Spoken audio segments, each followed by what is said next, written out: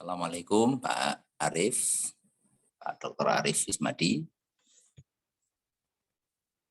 Waalaikumsalam, Prof. Sehat, Prof? Alhamdulillah, sehat-sehat. Pak Arif juga mendapat sehat-sehat. Iya, alhamdulillah, sehat. Ini di mana? Kenapa? Ini di rumah atau di kampus? Saya masih separuh-separuh, Prof. Separuh virtual, separuh di kampus, separuh. Nah, ini sekarang posisi di rumah. Oh, ya. Kalau program studinya apa, Pak Arif? Saya arsitektur, Prof. Oh, arsitek, ya. Iya, saya arsitektur. Dulu saya tuh punya adik kelas SMP itu siapa yang dulu ambil kalau nggak salah ambil S2-nya di Kanada ya, kalau nggak salah. Oh, ada Pak Revi. Ya, Pak Revi, betul. Revi, Pak Revi, ya. Iya, ada Pak Betul, Revi. ya? Dia ambil S2-nya dari Kanada beliau ya. Sekarang wakil dekan. Oh, gitu. Beliau itu dulu SMP-nya di kelas saya, SMP 2 dulu. Oh, di mana? Di Kota Gede? Di mana ya?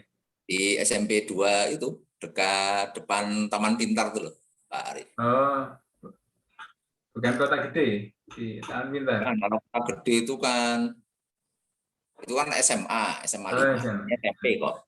Oh, iya. SMP 2. Kalau SMA-nya mungkin SMA 3 beliau. Oh, iya. Kalau Pak Arif, depan Taman Pintar bukannya kenapa? Pak Arif besar di Jogja. Enggak, saya baru 86 masuk Jogja. Oh. Saya baru 86. Sebelumnya di Banyumas, di Purbalingga, Pak. Oh, ya. Ya, nanti kita diskusi santai ya, Pak Arif, pengalamannya. Ya. Sharing testimoni aja.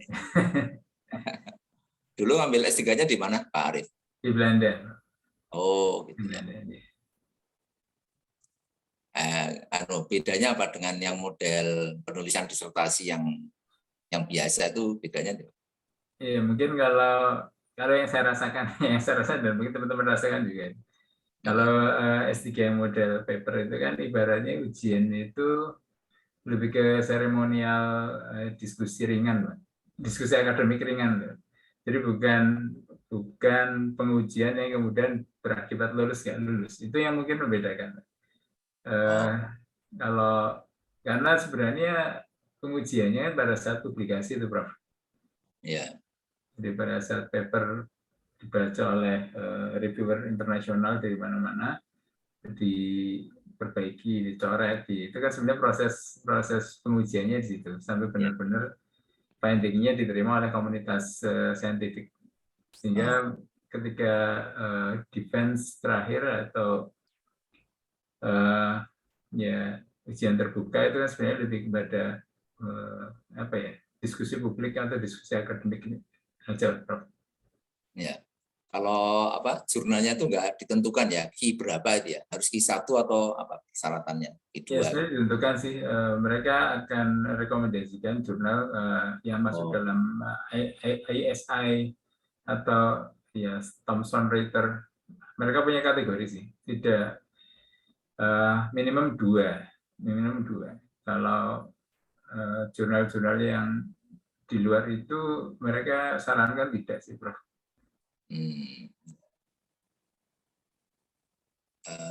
Berapa lama Pak Arief studi Saya S3? sebenarnya kalau total studi karena kan saya agak unik mas, jadi nggak bisa dijadikan pembanding. Kalau rata-rata sebenarnya 3,5 tahun. Saya kan Oh, 7 tahun bekerja di UT, kemudian saya dapat jatah 18 bulan untuk menyelesaikan S3 saya. Sehingga makanya nggak bisa dijadikan pembanding. Mau ya. dihitung 18 bulan dan 3,5 tahun atau berapa agak sulit juga. Tapi selama studi itu banyak ya publikasinya ya, Pak Arief ya. Saya Selama nggak tiga banyak, cuma 3 tahun. sih. Cuma Oh, 3 aja, Prof. oh, tiga. Kontraknya sebenarnya 2 sih. Saya Oh, dapat kontrak untuk minimum 2 publikasi. tapi Alhamdulillah saya bisa tiga, dapat 3. dua tiga tapi bereputasi ya Pak Arief ya. Ya, insya Allah begitu karena memang mereka juga ngecek dulu Pak sebelum diluncurkan. Oh Kalau gitu nggak ya. masuk kategori, mereka sarankan untuk cari dulu yang lain. Oh, pada saat kita korespondensi sama sama itu pengelola jurnal itu juga dosen pembimbing juga dilibatkan. Ya, pastinya begitu. Dan dosen pembimbing agak sensitif juga, tidak boleh mengirim tanpa memberitahu beliau. Oh Jadi gitu. ada etika yang mereka agak jaga juga. Ya ya. Tapi tapi tetap dimasukkan dalam co-author loh ya di artikel itu. Itu harusnya ada polisi juga yang mungkin nanti saya bisa share bagaimana memasukkan koautor, termasuk juga institusi untuk dimasukkan di sana. Ya, Ya, ya. semua harus masuk koautor dan beberapa jurnal ilmiah kan juga secara spesifik menanyakan peran Hmm. masing-masing penulis. Kalaupun ada 4 ya harus dijelaskan semua. Ini perannya apa, ini perannya apa. Jadi tidak Oh. ada yang tidak berkontribusi biasanya. Kalau kita di Indonesia ini kan sebenarnya juga sudah mulai mengarah ke situ ya. Kita Ya, sebenarnya sudah. sudah ya. Sebelum publikasi itu sebagai prasyarat untuk ujian tertutup atau terbuka gitu. Ya, sebenarnya sudah mulai. Cuma beberapa masih ada yang conference internasional bisa diterima. Kalau kalau di sana nggak bisa. Conference internasional tidak bisa. Ya, proceeding itu nggak Proceeding, bisa ya. proceeding nggak bisa. Proceeding nggak bisa. Jadi harus jurnal bereputasi. Kalau di pengalaman itu kira-kira ada nggak yang sampai terganjal gara-gara kan lama itu untuk publikasi sampai dari submit sampai publikasi kan lama itu. Ada nggak yang sampai terkendala gitu ya? Ada, Prof. Ada juga, Prof. Yang mungkin kalau ada beberapa hal penting menurut saya yang harusnya ada, tapi kadang-kadang ada beberapa yang skip merasa nggak perlu. Oh, Yaitu misalnya kayak scientific writing skill. Atau ada hmm. beberapa yang skip efeknya itu nggak bisa publish. Oh, gitu. Itu menurut saya skill yang agak lumayan membantu. Dan teman-teman yang ada lah 1-2 yang skip karena sudah merasa cukup bisa menulis gitu. Ya, Tapi ternyata gagal di situ dan nggak lulus, Prof. ya. Masih ada teman saya di Belanda, bukan di kampus saya, yang sampai hari ini belum lulus. Sudah Oh, cukup lama dan saya nggak tahu lagi nasibnya bagaimana. iya iya. Tapi itu Dulu, memang polisi masing-masing kampus sih, Prof. oh gitu ya. Artinya kalau kita mau menerapkan, mau seketat apa, itu kan polisi kita. Apakah mau gradual begitu ya, Iya, atau langsung strict gitu. iya. Ya cuma emang budaya publikasi itu kan sebenarnya masih belum masuk betul ya di kalangan itu. Jadi masih sebenarnya ya harus memang namanya mengambil S3 itu publikasi kan harus. Jadi, karena uh, ibaratnya yang menguji kebenaran akademiknya itu Ya, komunitas saintifik global. Kalau Iya. mereka bilang ini salah atau ini sudah pernah dilakukan, mereka reject ya. Oh gitu ya. Iya. Jadi ya sebenarnya beban lembaga itu jadi lebih relatif ya, secara akademis itu jadi terbantu sebenarnya, Pak, ya. Betul, Prof. Itu poin yang saya juga ingin share sebenarnya. Apalagi pada bidang-bidang tertentu yang bahkan terlalu spesifik sampai misalnya profesor yang ada di situ tidak merasa cukup pede untuk membenarkan atau menyalahkan. Oh. Karena sebagai pembimbing dia merasa it's okay, tapi kalau saya komunitas yang lebih besar, apakah juga akan oke kan? Nah itu dilempar ke situ, Prof. Nah itu kemudian mereka akan berikan masukan. Tapi umumnya kan konstruktif, para reviewer sangat konstruktif dan bahasanya cukup halus. Ya. Meskipun kalau di bahasa Jawa kan kasar tenan, maksudnya nyalah-nyalah ke bener, tapi bahasanya sangat halus dan konstruktif. Ya, ya. Ya, kita di UMY ini ada 3 program doktor kita. Ini, Jadi politik Islam, kemudian ini. fisiologi pendidikan Islam, dan yang terakhir ini manajemen, doktor manajemen. Oh, Ya. ini. Di UI ada berapa ya program doktornya? Banyak ya, Pak Arif ya? Ya, ya cukup banyak di tempat saya ada 1, di ekonomi juga ada. Berapa ya totalnya saya agak lupa juga, tapi cukup ya cukup banyak sih. Kalau di swasta kira-kira problem yang dihadapi kalau kita mau menerapkan model ini kira-kira apa ya? Sebenarnya menurut saya meringankan loh, Prof.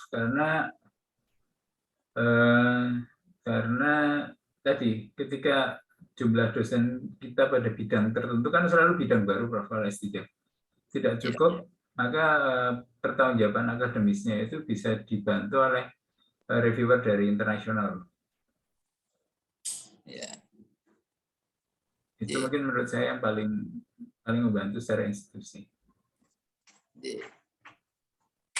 Ini kita sementara nunggu Prof. Sunyoto dulu ya, Pak Arif ya. Siap, siap, Prof. Santai. Data.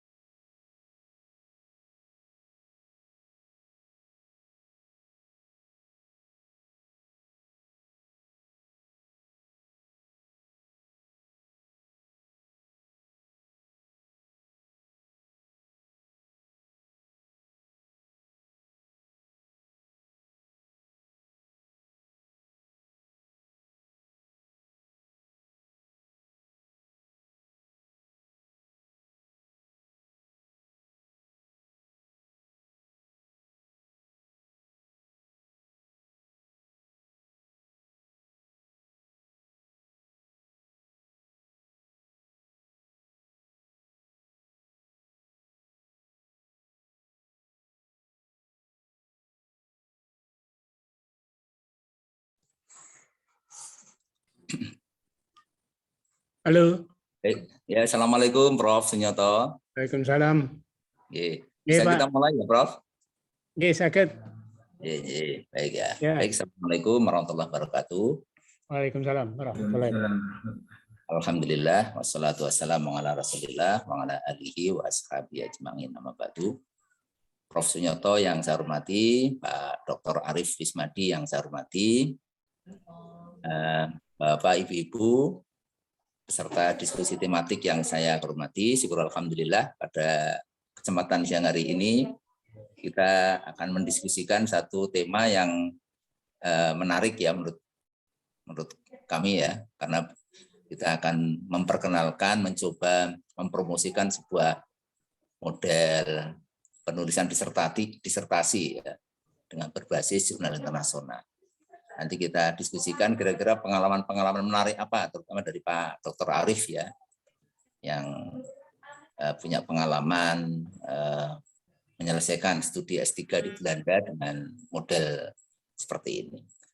Bapak-Bapak, Ibu yang saya hormati, jadi satu hal yang sangat krusial pada saat penulisan disertasi itu adalah kita mencari novelty ya, cari novelty dari disertasi tersebut, sehingga aspek penelusuran ya, khasanah penelitian ya terbaru ya, kemudian model-model penelitian ya, mencari gap riset ya, sedemikian rupa dari sekian banyak ya sumber literatur yang ada. Ini sebuah pekerjaan yang tidak mudah ya, tidak mudah.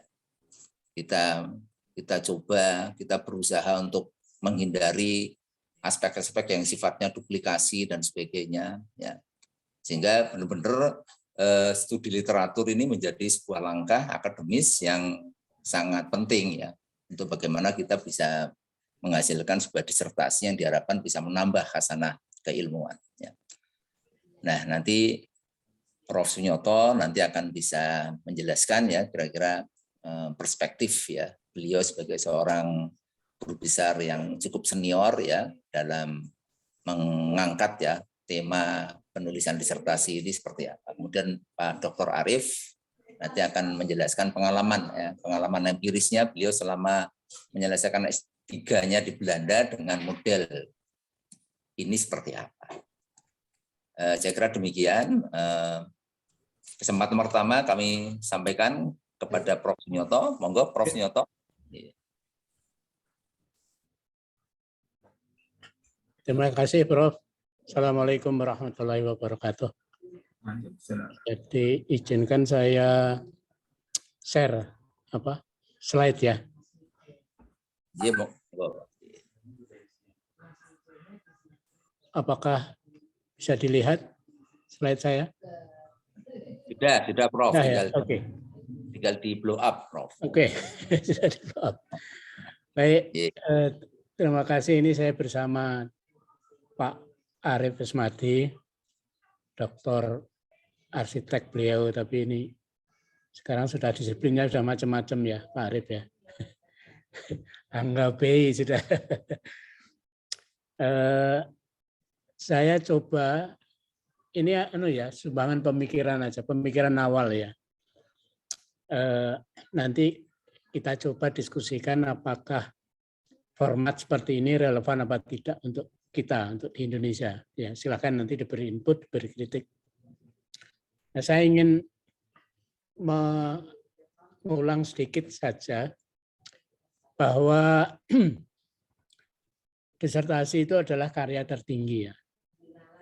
Nah, kemampuan yang diharapkan orang yang sudah atau orang yang menulis disertasi adalah kemampuan mengidentifikasi substansi teori dan metodologi sesuai dengan disiplin ilmunya. Gitu ya. Jadi apa yang sedang dipelajari, dia perlu tahu tentang substansi teori dan metodologinya itu. Kemudian mampu memetakan karakteristik teori dan metodologi tersebut, levelnya, settingnya, mampu mengaplikasikan teori dan metodologinya untuk sebuah eksplanasi,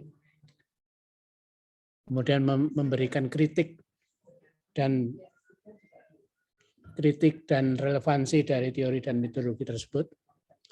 Dan harapannya terakhir itu menawarkan teori dan metodologi baru ya, mutakhir. Terutama ini untuk pengembangan ilmu pengetahuan. Dan ada yang menambahkan itu untuk sebuah rekomendasi kebijakan ya, karena sebuah hasil knowledge itu menjadi kurang bermanfaat apabila tidak dipergunakan, tidak relevan untuk mengatasi masalah-masalah yang kita hadapi. Nah, selama ini bentuk disertasi itu bervariasi. Ada yang sekitar 200, bahkan ada yang 500 halaman ya. Kemudian diterbitkan menjadi buku. Tapi sebetulnya ini yang pengamatan saya, mudah-mudahan tidak salah, itu tidak sedikit yang hanya disimpan di perpustakaan. Nah, teman saya memberikan komentar itu, iya Pak, itu seperti jimat saja. Jimat itu bahasa Jawanya siji sing dirumat gitu. Jadi seolah-olah sudah karya ya seolah-olah jadi doktrin yang tidak bisa digugat gitu. Padahal ini adalah knowledge saja sebetulnya. Karena itu kalau itu yang terjadi, maka tidak ada dinamika ilmu pengetahuan itu. Nah, sekarang diskusi ini akan mencoba bagaimana menggeser format disertasi menjadi bentuk jurnal internasional ya, yang tentu terakreditasi. Nah, apabila iya itu seperti apa? Nah, sebetulnya ini bukan baru, mungkin kita baru. Beberapa negara itu sudah mengadopsi sistem ini. Nanti Pak Arief bisa cerita nih, beliau ini arsitek.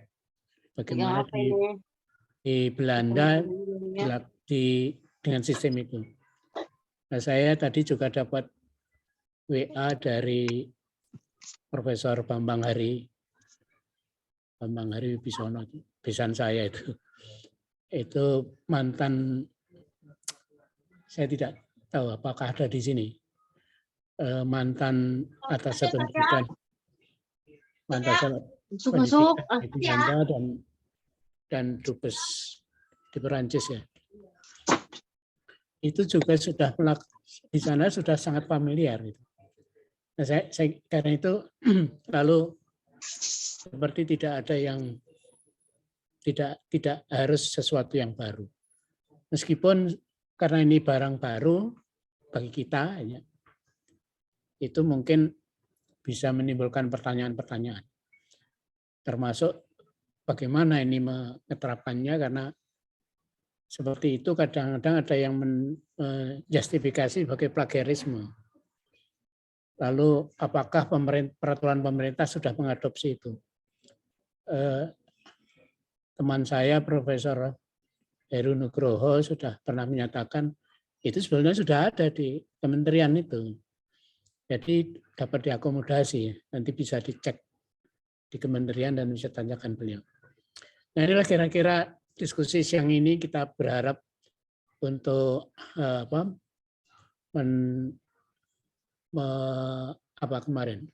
mendekonstruksi kembali ya apa yang disebut disertasi. Nah, sebelum ke sana saya ingin menunjukkan diagram ini pengalaman saya membimbing disertasi.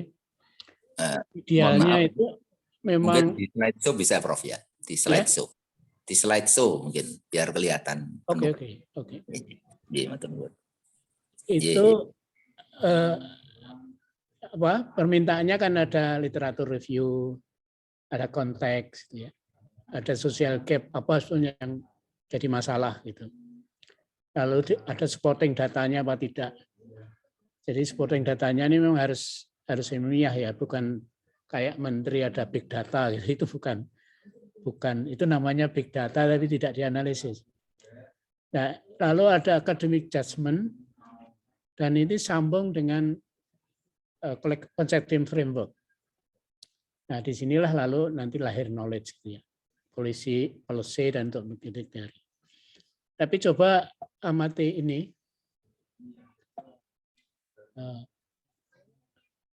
Maaf. Ini yang sering kita temui gitu ya. Maaf, ini mungkin pengalaman pribadi saya. Yang pertama itu literatur review itu kayak clipping gitu. Cut and glue. Pokoknya apa-apa itu dimasukkan di situ. Itu bahasa Jawanya kayak pacar utah gitu. Apa-apa entah enggak tahu apa relevansinya, pokoknya di situ. Dan lebih mentereng kalau itu mengutip penulis asing gitu. Kalau penulisnya Sunyoto Usman itu kurang keren. Carilah John atau siapa itu, Peter atau siapa. Ada Johnnya itu Jono, itu Pak Jono itu ya. Nah, inilah yang terjadi itu, penyakit mereka yang membuat disertasi tidak jelas, jadi kayak clipping aja, dan kemudian tidak punya konteks. Jadi misalnya pengalaman saya meneliti tentang moderasi beragama misalnya ya, dan teman-teman di OMY itu apa namanya, nanti kutipannya itu Talcott Parsons, Max Weber. Ketika ditanya apa Max Weber studi tentang moderasi beragama, tidak Pak, tapi ini sayang Pak, sudah saya terjemahkan, tapi kalau tidak dimasukkan nanti sayang. Jadi konteksnya itu tidak jelas. Padahal literatur review tentang moderasi beragama itu banyak sekali. Nah, karena itu lalu gap-nya juga tidak jelas. Akibatnya juga datanya entah dari mana gitu. Dan ketika datanya tidak jelas itu jadi personal adjustment. Jadi ada disertasi yang kira-kira orangnya itu benci pada pemerintah gitu. Pokoknya padahal nggak ada hubungannya itu. Pokoknya saya tidak suka pada pemerintah. Itu personal judgment, itu ya terserahlah Anda partai tertentu ya. Tapi kan tidak boleh itu data Anda apa. Ya. Nah, akibatnya bukan conceptual framework, tapi bahasa Jawanya itu otak-atik matuk. Cocok logi, cocok logi. Dan kemudian hasilnya hanyalah opini sebenarnya. Nah, padahal tadi yang saya sampaikan hasilnya harus knowledge. Nah, ini tidak dipenuhi gitu ya. Nah, inilah kemudian keprihatinan kita semua bagaimana kemudian membangun ini. Nah, ini saya ingin tunjukkan saja bahwa dalam penelitian itu punya skala ya, punya skop ya. Ya, ada yang kawan-kawan psikologi mungkin lebih pada attitude, pada behavior gitu ya. Lalu sosial, lalu apa namanya? Sosiologi, teori-teori yang lebih mikro gitu ya. Ada yang skopnya itu pada level organisasi. Nah, kemudian ada yang komunitas dan ada masyarakat yang lebih umum. Nah, ini kadang-kadang tidak jelas gitu ya. Teori yang sebetulnya lebih bereferensi pada sikap tingkah laku dipakai untuk masyarakat. Ya. Jadi ketika orang menganalisis apa itu klitih, oh berarti masyarakat Jogja itu tidak aman. Ini dari mana kesimpulan itu? Itu kan indikator masyarakat berbeda dengan indikator orang, indikator individu. Nah, saya kira inilah problem-problem yang mungkin kita bisa luruskan bersama, kita diskusikan bersama sehingga kita memperoleh karya ilmiah yang bagus itu ya. Nah, ini dalam bayangan saya ini kami kumpulkan di UMY. Maaf ya, UMY saya sebut berkali-kali karena setelah saya sekarang jadi dosen UMY gitu ya. Meskipun saya juga masih ngajar di prodi lingkungan di UGM. Nah, setelah kita kumpulkan itu kira-kira itu daftar isinya seperti ini. yang introduction ini masih sama dengan disertasi yang biasa, yang buku itu, yang seperti kita kenal itu. Ada background, ada problem statement, ada research question, ada scope dan limitation, ada literatur review. Nah, tadi yang saya beri tekanan itu ya jangan seperti clipping, jangan seperti cut and glue, tapi harus betul-betul relevan dan topik. Ada research method yang saya kira masih sama. Nah, ini yang berbeda. Ini bukan, ini saya edit bentar ya. Ini result sebenarnya. Tolong dibaca result, hasil. Nah, saya membayangkan itu sedikitnya ada 3 jurnal, 3 paper untuk jurnal. Nanti diberi summary paper yang pertama, diberi summary paper yang kedua, diberi summary paper yang ketiga. Dan kemudian ada conclusion ya. Ya, ada conclusion, ada riset hampir sama.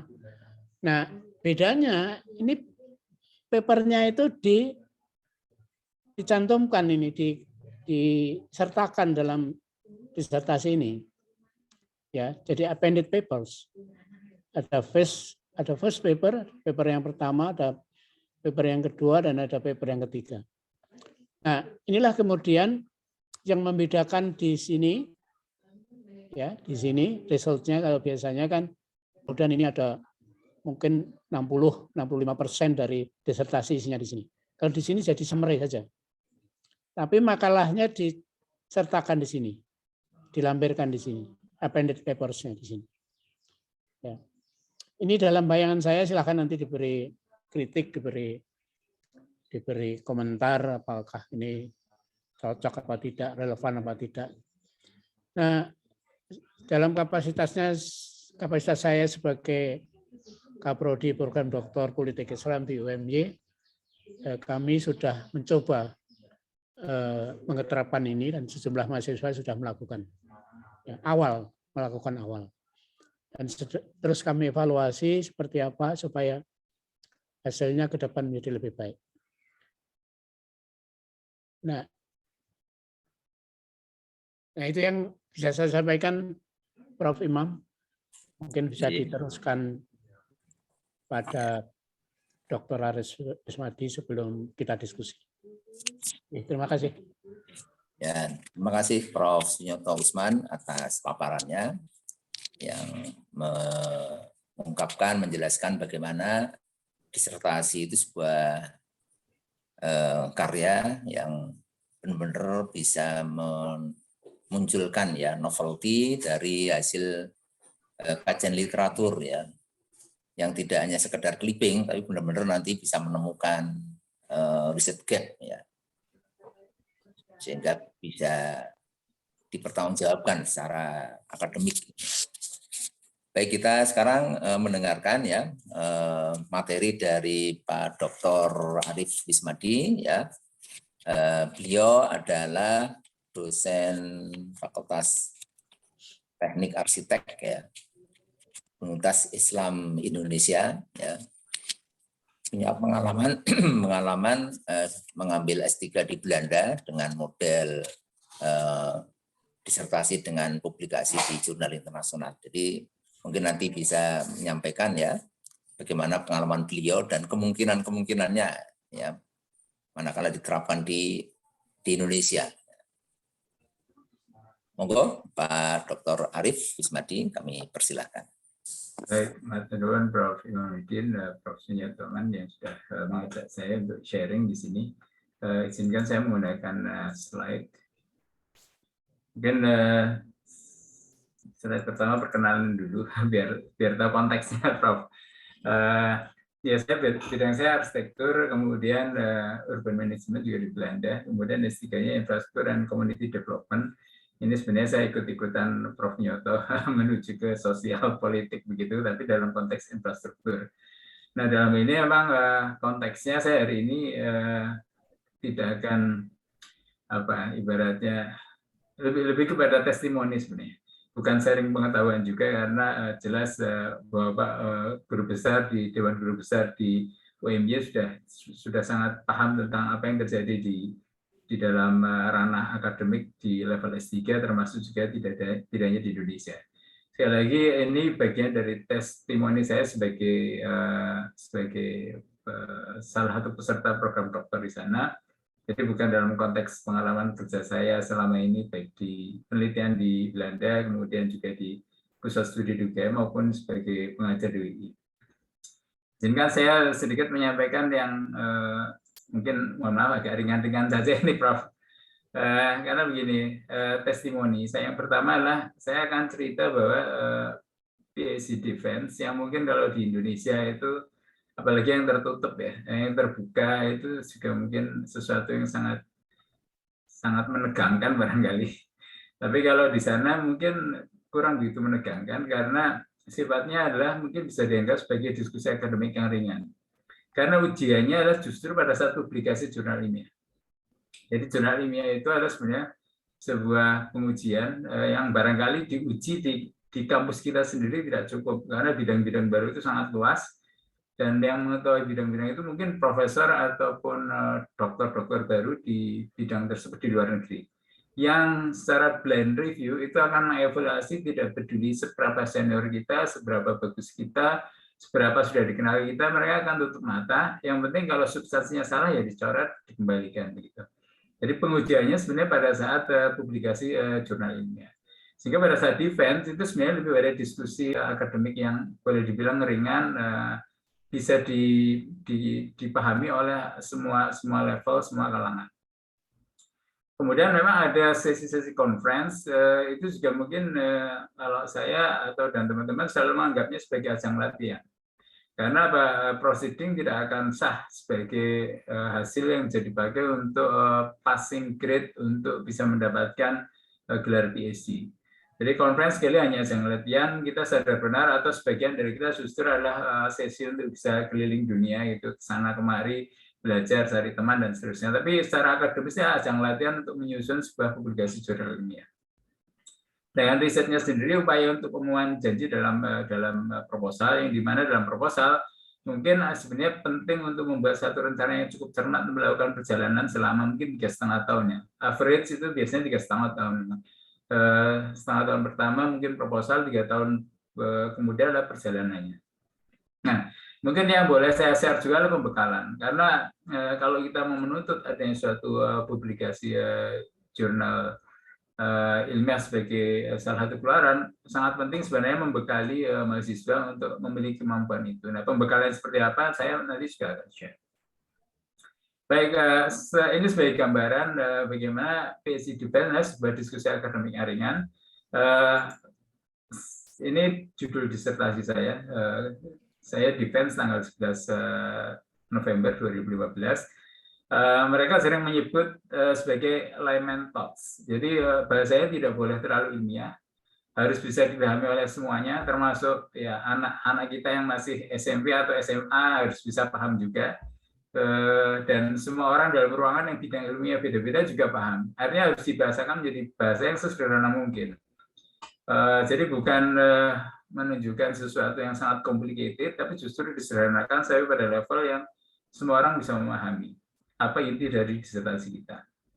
Nah, waktu itu ini sekali lagi saya sampaikan sebagai konteks saja, bukan mengulang paparan disertasi, tapi hanya sebagai konteks bahwa waktu itu disertasi saya adalah tentang bagaimana memastikan kita bisa membagi sumber daya kita, katakan uang ya, APBN atau dana-dana pemerintah, agar pada saat dibagikan itu akan bisa secara sistematis membuat keadilan spasial dan keadilan sosial itu semakin baik. Jadi makin tahun tuh makin baik. Ibaratnya Gini indeks-nya itu jangan makin lama makin memburuk, tapi makin membaik. Juga dimensi-dimensi pengukuran yang lain. Nah, ini yang kemudian sebagai dasar untuk saya memasuki perbincangan di dalam layman's talk sebagai pengawal dari proses defense secara terbuka.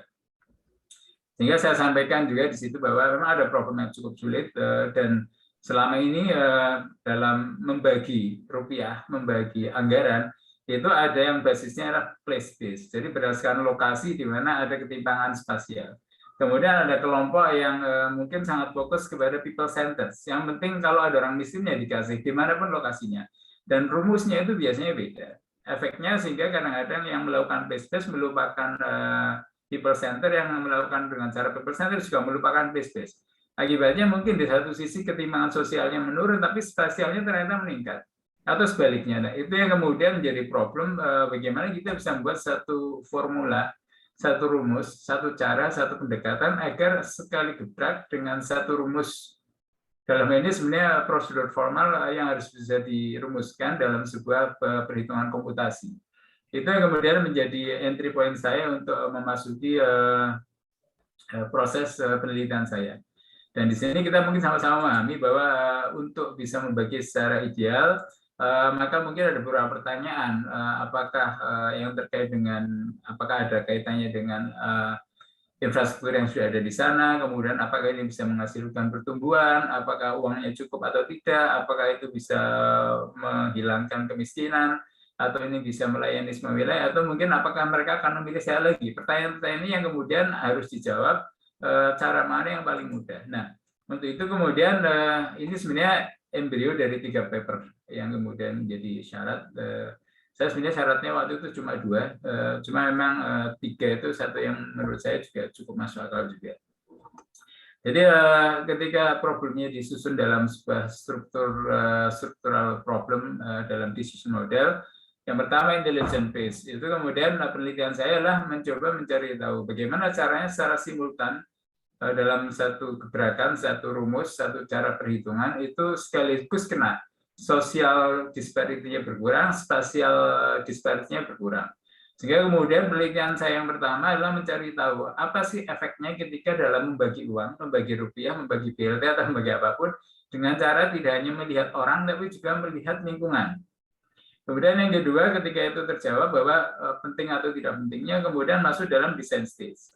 Oke, kalau sekarang sudah ada rumus-rumus untuk melakukan base-base berdasarkan lokasi, dan ada juga yang people center berdasarkan gap antar sosial, bagaimana prosedur yang bisa dilakukan dan apakah mungkin menghasilkan satu rumus baru, prosedur baru.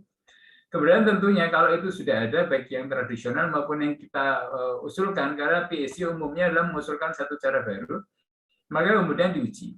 Dalam choice stage itu adalah mana yang paling tepat, apakah cara yang lama atau cara yang baru. Umumnya kalau PhD, kalau cara baru yang kita tidak lebih baik dari yang lama, itu juga akan sulit diluluskan. Nah, ini yang kemudian muncul menjadi 3 paper. Nah, papernya apakah akan menjadi bagian dari body text di dalam disertasi kita atau laporan disertasi atau seperti apa, mungkin formatnya bisa berbeda-beda. Yang disampaikan Prof. Nyoto tadi adalah masuk dalam lampiran. Jadi di dalam chapter 4, tadi ada summary result untuk masing-masing paper. Nah, untuk kasus yang saya alami, atau dalam pengalaman saya, itu di ITC, di Universitas TNT, itu kemudian dia masuk di dalam bagian dari chapter. Jadi ada sekian chapter, kemudian masuk di chapter 4, itu adalah paper yang kita sudah publikasi. Sehingga kemudian dimunculkan misalnya paper chapter 4 itu adalah paper yang sudah dipublikasi di dalam jurnal Computation, Environment, and Urban System. Kemudian apa isinya, kemudian dia menjawab pertanyaan apa, dalam ini tentunya dalam konteks saya adalah mencari tahu apakah memperhatikan lingkungan pada saat membagi kepada seseorang atau sebaliknya membagi pada suatu lingkungan dengan melihat kondisi seseorang atau kondisi sosial itu akan lebih baik atau bisa memenuhi gambaran kondisi kenyataan di lapangan atau tidak. Dan pada saat itu paper saya, ini paper yang cukup lama prosesnya, bolak-balik dengan menguji internasional yang blind review, untuk kemudian akhirnya ini bisa publish dan bisa cukup memberikan confidence bahwa saya bisa melanjutkan dalam publikasi yang berikutnya, karena sudah punya evidence bahwa membagi dengan cara memperhatikan kedua hal, yaitu aspek sosial dan sekaligus aspek lingkungan, itu akan bermanfaat untuk bisa mendekatkan pada pembagian sumber daya yang secara lebih sistematis. Kemudian dari situ kemudian saya bisa publish kepada paper yang kedua. Di mana paper kedua itu adalah fokus kepada cara baru untuk membagi sumber daya. Sehingga di sini saya menghasilkan satu formula baru yang dibandingkan dengan formula lama, di mana formula lama adalah tidak memperhatikan aspek spasial dan sosial secara sekaligus. Kemudian saya masukkan aspek sosial dan aspek spasial, kemudian disimulasikan dengan GIS. Mungkin bidang saya agak kuantitatif ya, mungkin agak berbeda dengan bidangnya Bapak Ibu, Profesor yang ada di sini, tapi yang saya berikan contoh di saya agak kuantitatif untuk melihat bahwa dengan rumus atau formula yang kemudian saya buat, saya bisa menunjukkan bahwa kalau itu dilakukan secara terus-menerus, maka ketimpangan sosial itu akan lebih baik, dan juga ketimpangan spasial itu juga bisa diselesaikan dengan lebih baik. Dan rumus yang saya buat itu lebih baik daripada rumus-rumus yang sebelumnya. Dan ini memberikan keyakinan baru bahwa saya sebenarnya sudah menghasilkan sesuatu. Dan kalau menurut syarat atau kontrak S3 saya waktu itu adalah cukup 2 paper. Paper pertama sudah bisa menjawab satu pertanyaan penting, paper kedua ialah bisa menjawab bahwa saya sudah menghasilkan satu notkah baru ilmu pengetahuan yang bisa dipakai dan memperbaiki kepada sesuatu. Cuma memang ini tidak cukup juga, ibaratnya bukan soal puas atau tidak puas, kita perlu juga melihat apakah ini hanya secara teknis atau juga dalam paradigma perencanaan. Itu yang kemudian saya menghasilkan chapter 6, yaitu adalah paper yang ketiga. Jurnal paper yang ketiga, karena saya juga ada paper conference tapi tidak kita hitung. Nah, mungkin yang bisa dilihat di sini kalau di paper yang sebelumnya ini sudah menyebut nama jurnal dan publikasinya tanggal berapa. Kalau yang ini adalah baru accepted, tapi waktu itu belum online, sehingga tidak saya cantumkan linknya. Nah, di sini adalah saya bandingkan bahwa ternyata dengan pendekatan yang saya usulkan itu bisa memuaskan para penggiat perencanaan atau planner yang dia itu adalah fokus kepada paradigma utilitarian, dan juga ini bisa memuaskan kepada yang non-utilitarian atau capability approach.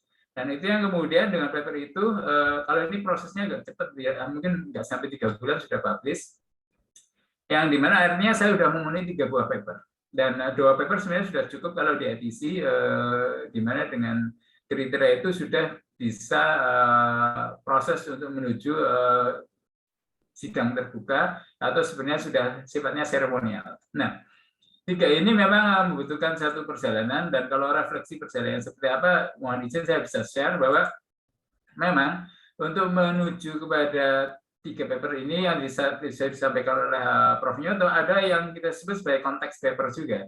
Bahwa kita bicara kenapa policy itu penting, termasuk global policy dan local policy, untuk kenapa cara membagi yang lebih baik untuk kebutuhan-kebutuhan mengurangi kesenjangan spasial dan kesenjangan spasial itu harus dilakukan sekaligus.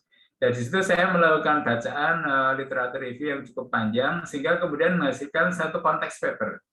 Konteks paper ini tidak saya publish, itu menjadi bagian dari chapter 2. Ini memberikan gambaran bagaimana evolusi poros pengambilan keputusan dan pembagian alokasi sampai dengan posisi hari ini. Jadi memang ibaratnya tadi Prof-nya itu menyampaikan bukan sifatnya adalah copy paste, tapi harus menjelaskan suatu cerita seperti novel.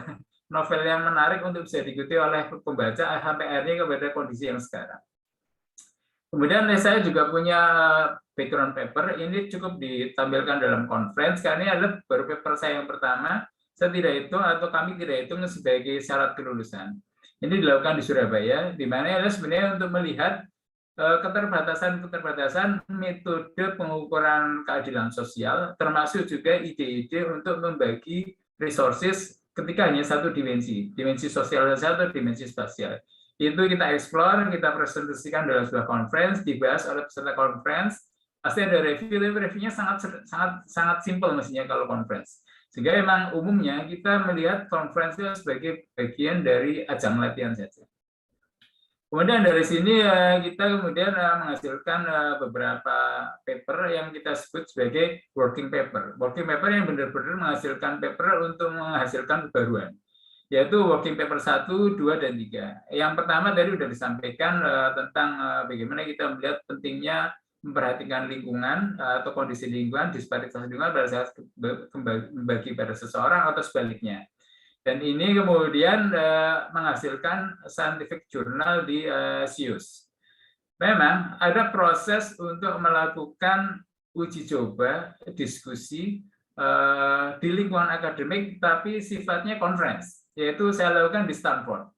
Jadi ada internal conference di Stanford untuk waktu itu metode spasial statistik yang kemudian dibahas oleh berbagai macam expert di sana, tapi sebenarnya sangat terbatas karena mereka tidak baca, hanya melihat pada saat conference, memberikan komentar, tapi itu sudah bisa memberikan perbaikan, mestinya saya berbuat apa untuk paper yang sesungguhnya. Kemudian juga di Internal Conference di Istanbul, saya juga mempresentasikan draft paper saya yang untuk menuju kepada jurnal. Akhirnya saya bisa menghasilkan 3 jurnal seperti yang saya sampaikan. Nah, seperti yang disampaikan juga oleh Prof. Nyoto bahwa penting sekali hasil penelitian kita bisa berdampak pada pengambilan kebijakan. Sehingga kemudian ada paper yang terakhir atau paper 6, yaitu saya menghasilkan satu paper untuk menyampaikan impact atau rekomendasi bagaimana itu mempengaruhi cara-cara untuk membagi resources untuk memastikan keadilan sosial dan keadilan spasial. Nah, prosesnya memang cukup panjang dan harus direncanakan sebagai bagian dari research frameworks. Ini yang kemudian kita lakukan untuk dari proses perencanaan sampai dengan menghasilkan syarat-syarat minimum untuk kelulusan. Nah, satu lagi bagian dari pengamatan atau apa yang saya alami adalah pembekalan. Menurut saya pembekalannya cukup penting ya, dan ini barangkali kalau luput itu ada 2 hal. Bisa karena institusinya tidak menyediakan atau sudah disediakan mahasiswanya tidak mengikuti karena merasa sudah mampu.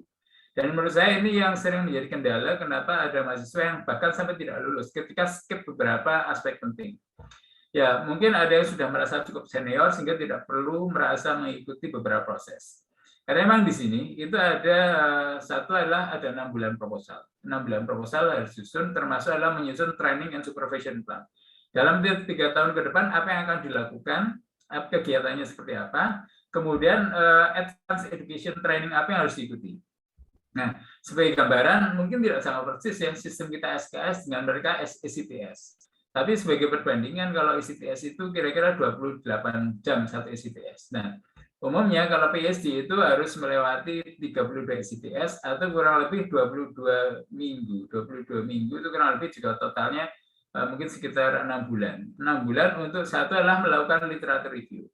Di sini ada antara misalnya 4,2 sampai 5,6. Ini adalah minimum dan maksimum. Kurang lebih dia harus menghasilkan atau spending waktu untuk literatur review sekitar 4,2 SIPS dan tidak melebihi dari 5,6. Karena kalau 5,6 berarti dia akan spending terlalu banyak waktu untuk literatur, tidak segera melakukan penyusunan riset proposal. Nah, kemudian penyusunan riset proposal ini bisa 0 sampai 7. Mungkin yang menarik kok ada yang nolnya juga. Ya karena mungkin ada riset grant proposal yang sebenarnya sudah sangat siap, yang sudah disiapkan sehingga dia bisa masuk. Tapi ada beberapa mahasiswa yang sebenarnya dia from scratch, sama sekali belum memulai sehingga bebannya cukup besar sampai 7 SIPS. Kemudian tentunya ada laboratorium training, working visit untuk menguatkan kapasitas risetnya. Kemudian ada riset, ada courses yang tidak wajib. Inilah misalnya defisiensi, refresher, brush up courses itu 0 sampai 2,8 SIPS. Ini termasuk misalnya adalah bagaimana presentasi yang baik, bagaimana cara presentasi kurang dari 1 menit, bagaimana menyusun dokumen untuk komunikasi dan segala macam. Itu adalah sifatnya not obligatory. Nah, kemudian ada doctoral atau graduate course, anywhere in the world. Saya sempat waktu itu ikut di Stanford, jadi saya di sana conference sekaligus ambil course. Itu juga akan dihargai, dihitung sebagai bagian dari kapasitas doktoral. Kemudian, nah ini satu yang penting tapi kadang-kadang skip, yaitu competence strengthening atau skill work courses. Saya perlu, saya merah, saya tebalkan, saya garis miring. Sebenarnya saya garis bawah. Sebenarnya saya mau garis miring juga, karena menurut saya sangat penting. Beberapa yang teman-teman saya yang bahkan sampai sekarang nggak lulus, mereka skip ini, scientific writing. Scientific writing menjadi penting karena menurut saya, karena pengalaman saya ini, sekali lagi ini kan testimoni sifatnya, pengalaman saya, pada saat saya sudah melakukan laboratory training, working visit, melakukan perhitungan, simulasi, segala macam, saya tidak segera beranjak waktu itu pada menulis. Karena menurut saya, bagaimana caranya, rutenya, bagaimana apa yang dituliskan, itu membuat lama. Begitu saya mengikuti course, sehari kemudian paper saya jadi. Dan ketika saya kirim untuk conference, memang untuk paper yang pertama conference langsung diterima tanpa ada perbaikan. Artinya apa? Ada satu lompatan. Sementara ada teman yang mungkin skip karena merasa sudah cukup senior, tidak perlu ada course untuk scientific writing, dia skip dan sampai hari ini juga belum lulus juga. Itu menurut saya yang sangat disayangkan juga. Kemudian tentunya ikut scientific meeting, guest speaker, seminar, conference dan segala macam untuk menguatkan kita. Sebenarnya itu sekali lagi sebagai ajang latihan sebelum pada publikasi yang senyatanya. Mungkin itu dulu, sebenarnya masih banyak yang mau saya share, tapi saya akan mendengarkan dulu tanggapan dan mungkin ada diskusi, termasuk sebenarnya gambaran pengelolaan seperti apa, paling enggak dari yang saya alami dan saya amati pada saat saya di Universitas Twente, baik sebagai PhD researcher maupun sebagai peneliti, karena waktu itu beasiswa saya didapat dari project dan saya menjadi staf peneliti atau researcher di sana, sehingga mungkin saya sedikit banyak juga tahu kalau ada beberapa pertanyaan. Itu saja, terima kasih atas perhatian Bapak Ibu, Prof. Imam, Prof. Nyoto, Prof. Abdul Munir, dan Bapak-Bapak guru besar, Ibu guru besar yang lainnya hadir pada hari ini sebagai sharing dari saya. Terima kasih, itu saja. Matur nuwun. Assalamualaikum warahmatullahi wabarakatuh. Waalaikumsalam warahmatullahi wabarakatuh. Terima kasih Pak Dr. Arif Bismardi, ya, luar biasa pencerahannya, ya, testimoni tapi penuh pelajaran, Pak, ya. Banyak hal yang kita pelajari, kita diskusikan, apalagi kalau kita implementasikan nanti, ya, di institusi kita. Ya, jadi tadi disampaikan, ya, prosesnya tuh ada dua, ya, proses publikasi, ya, sebagai bagian dari uji, ya, uji tentang bagaimana literatur review kita, ya, bagaimana kita menemukan novelty-nya dan sebagainya. Kemudian yang kedua adalah defense-nya, ini lebih pada seremoni, ya, karena sifatnya diskusi yang lebih santai begitu, ya. Terus yang kedua juga ini aspek regulasinya yang perlu kita diskusikan juga, ya, regulasi di dikti ini kira-kira memungkinkan enggak, ya, untuk model-model penulisan disertasi seperti ini. Termasuk juga di regulasi di lembaga kita, ya, bagaimana menuangkan aktivitas itu dalam satuan SKS tadi sudah disinggung sebenarnya oleh Pak Arif tadi, ya. Nah, ini menjadi suatu yang menarik untuk kita diskusikan. Bapak Ibu di sini juga hadir, ya, beberapa guru besar, ya. Terima kasih atas kerawuhannya. Mungkin ada yang mau disampaikan, ditanyakan, didiskusikan. Monggo, silakan. Silakan Bapak Ibu, kalau ada yang mau disampaikan, yang ditanyakan. Boleh saya, Prof? Silakan Bu, silakan Prof. Ya, terima kasih Prof. Imamuddin, terima kasih Prof. Nyoto, terima kasih Pak Arif. Saya Puji Komaria dari Widya Mataram. Kebetulan saya mahasiswa S3 di Sanata Dharma, sedang mengambil kajian budaya, Prof.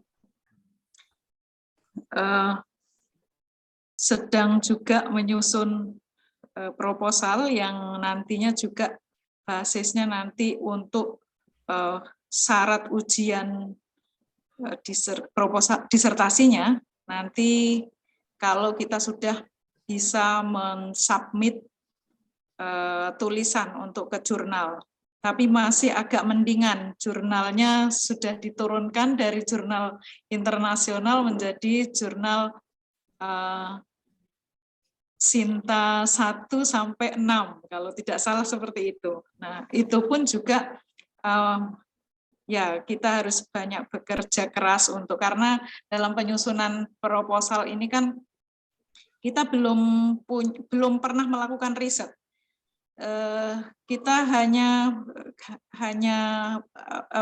kajian pustaka, saya kira yang sementara yang kita lakukan. Nah, sebenarnya ketika semua kampus mensyaratkan menulis disertasi itu nanti akan menjadi jurnal, ini menurut saya secara subjektif, Prof, itu tidak begitu efektif untuk pengembangan keilmuan kita. Kenapa? Gitu. Karena menurut saya akan menjadi jimat saja. Gitu. Menurut Prof. Nyoto tadi itu saya kira benar, hanya akan menjadi jimat. Karena nanti akan masuk di lemari dan itu yang membaca hanya akademisi-akademisi dari berbagai kampus, dari kampus A ke kampus B ke kampus C dan sebagainya. Hanya disitasi orang gitu yang itu secara pribadi akan mengembang akan apa namanya pengaruhnya secara subjektif menurut saya.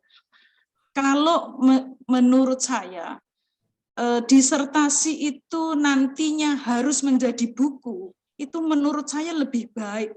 Menurut saya lebih baik karena akan lebih bermanfaat, yang membaca banyak, yang nanti memanfaatkan juga banyak, tidak hanya kalangan akademisi tetapi juga masyarakat. Menurut saya kok seperti itu gitu. Tetapi kalau harus misalnya tadi penulisan disertasi itu harus masuk jurnal Scopus dan sebagainya, justru yang akan memanfaatkan dari hasil riset kita itu orang lain yang membaca. Ini di luar konteks, menurut saya di luar konteks pengembangan keilmuan. Oke, untuk jurnal saya kira memang untuk pengembangan keilmuan kita luar biasa, nilainya gede gitu ya, untuk nanti menuju ke jenjang jabatan fungsional yang lebih besar di profesor misalnya. Tetapi dari sisi manfaat, lebih manfaat menjadi buku yang itu bisa dibaca oleh semua orang menurut saya. Nah, bagaimana ini Prof? Jika semua kampus misalnya melakukan perlawanan terhadap saya kira saya sering mengatakan ini adalah hegemoni yang dilakukan oleh entah Scopus, entah jurnal-jurnal kita yang Sinta atau Arjuna dan sebagainya, mengekang kita untuk melakukan kreativitas kita menurut saya gitu ya. Ini apa yang bisa kita lakukan supaya kita menjadi doktor itu tidak sekedar untuk nanti mengejar secara materialistis menjadi profesor semata, tetapi memberikan manfaat untuk lingkungan. Saya kira itu, Prof. Terima kasih. Ya, baik. Terima kasih Bu Puji Komariah ya. Jadi menarik ini tawaran berikutnya ya. Dari mungkin perlu diskusi tematik berikutnya nih Bu Puji Komariah ya. Jadi sebenarnya kalau saya tangkap dari yang disampaikan oleh Pak Arief tadi ya tentang jurnal yang publikasi itu kan aspek publiknya ya, publishnya itu. Jadi terujinya ya. Jadi bagaimana ide kita, gagasan kita, bagaimana kita menemukan kebaruan dari apa yang kita sampaikan itu terujinya itu di publikasinya. Kalau di buku ini ya yang mungkin ya memang kalau bicara kemanfaatannya memang lebih manfaat ya. Tapi terujinya gagasan kita, tulisan kita ke masyarakat itu yang mungkin agak kurang. Mungkin nanti Pak Arief atau Prof. Sunyoto mungkin bisa menambahkan. Monggo Prof. Sunyoto dulu atau Pak Dr. Arief, monggo. Ya, baik.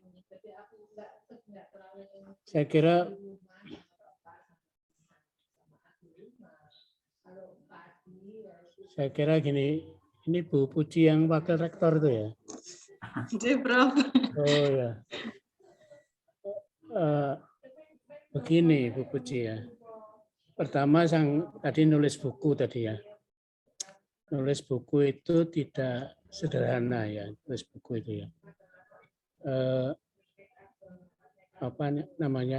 Pengalaman pribadi saya nulis buku itu lama sekali. Dari kuliah satu ke kuliah yang lain itu. Bayangkan sekarang di antara kita itu kalau mau jujur menulis yang pendek, jurnal saja atau taruhlah artikel koran aja lah, itu kan masih banyak kesulitannya. Nah karena itu menurut saya kita perlu mempunyai pikiran yang terbuka, yang tidak harus tadi takut dimanfaatkan gitu. Kalau mau jujur kan kita sudah memanfaatkan milik orang lain juga. Literatur review yang ditulis mahasiswa saya itu memanfaatkan tulisan-tulisannya banyak orang, termasuk bule-bule itu. Jadi rasanya kita menjadi saling memanfaatkan kalau itu diartikan ya, ada interdependensi. Ketika masuk pada jurnal, pada seminar internasional kan hampir sama. Kemudian kita juga tulisan kita dimanfaatkan orang lain. Jadi sebetulnya dalam dunia akademik itu tidak harus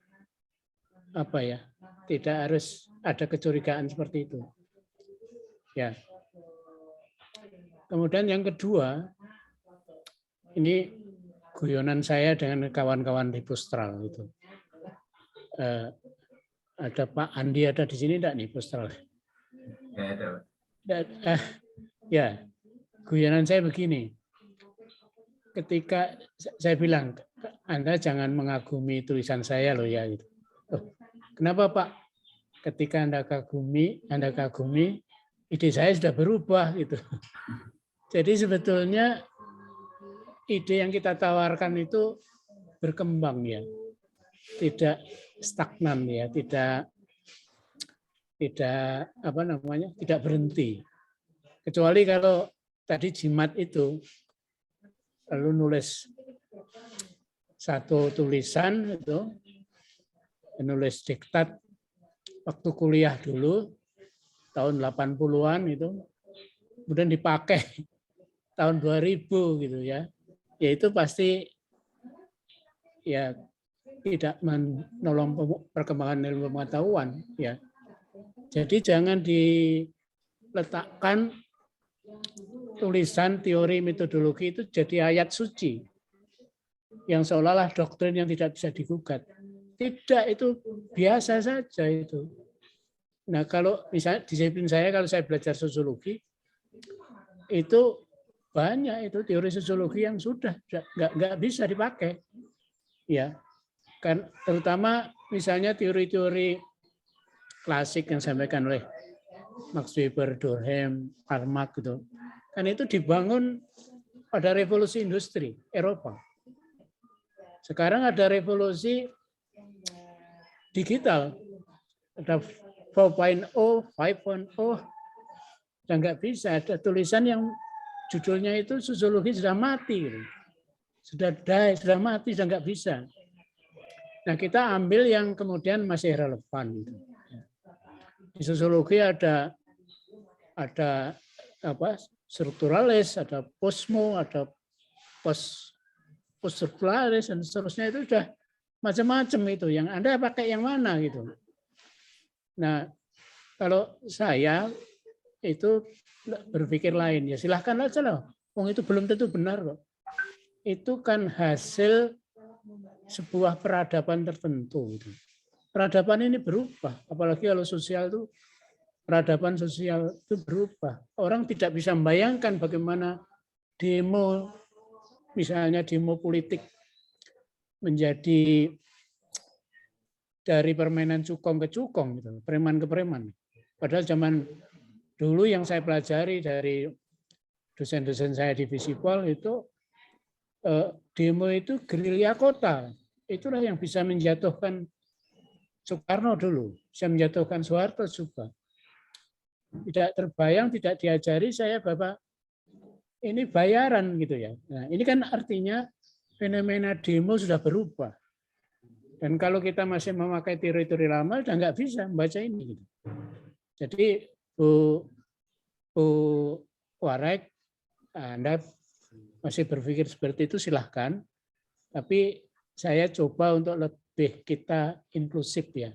Kita akan saling memanfaatkan saja dan itu bukan ayat suci yang kemudian harus jadi doktrin. Gitu. Nah, maaf saya cerita sedikit saja ya. Jadi waktu ini tahun 2000-an waktu saya jadi pengurus fakultas, itu ada gaji dosen, gaji karyawan yang jumlahnya ratusan itu dilewatkan bank gitu. Ya, transfer. Ribet itu sampai caci maki dan seterusnya gitu. Karena dalam perspektif mereka gaji itu adalah uang gitu, cash gitu loh, yang bisa dihitung nanti untuk belanja pulangnya mampir ke warung gudeg gitu. Nah, ketika jadi angka, jadi transfer tuh bingung gitu ya. Nah, syukur alhamdulillah gitu. Sekarang sudah jadi policy UGM ya. Bahkan honorarium apa saja itu harus dimasukkan harus ditransfer karena mudah dikontrol. Nah, mungkin Bu Warek itu begitu. Mungkin selama ini disertasi itu buku itu loh ya, buku sekian kilo itu bobotnya. Ya.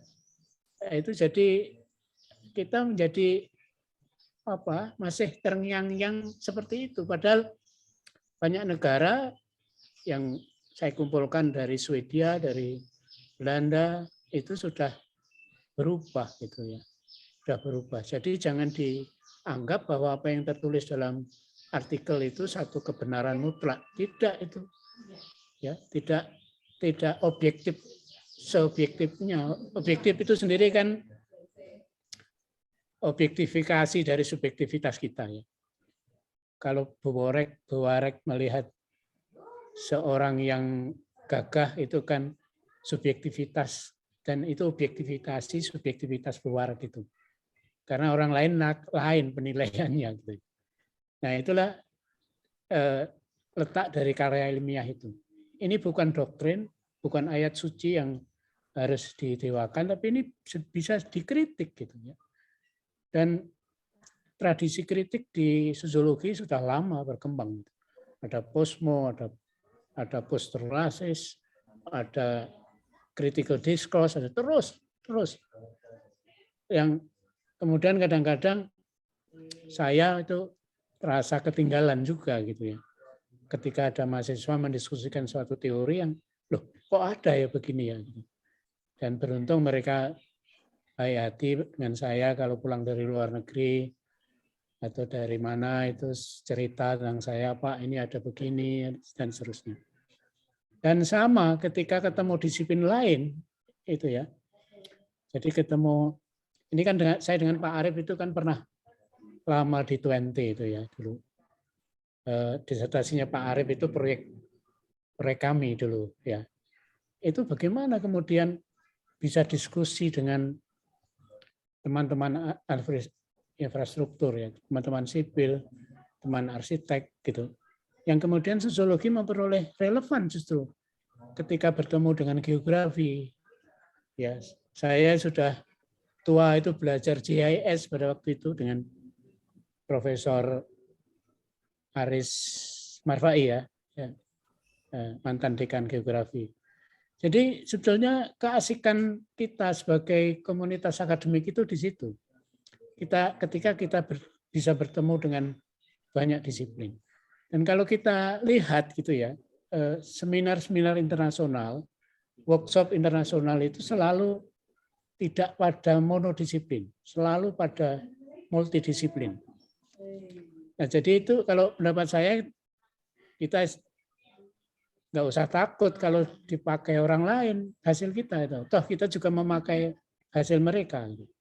Dan hati-hati loh yang kita publish itu bukan kebenaran mutlak. Itu satu saat bisa memperoleh kritik dan ada orang lain punya pendapat yang berbeda. Itu komentar saya. Ya, menarik. Terima kasih atas komentarnya. Matur nuwun Prof. Sunyoto atas tanggapannya. Dan mungkin nanti akan kita dengar dari Pak Dr. Arief ya, kaitannya dengan usulan buku ya, sebagai bagian dari tugas seorang calon doktor ya, menjadi output dari disertasi ya. Kalau tadi Pak Arief itu hal yang urgen dari bagaimana tugas penulisan disertasi diganti dengan publikasi, ini aspek terujinya itu oleh komunitas itu jadi kelihatan. Nah, tapi kalau buku ini mungkin perlu kita diskusikan. Mungkin Pak Dr. Arief bisa memberikan tanggapan.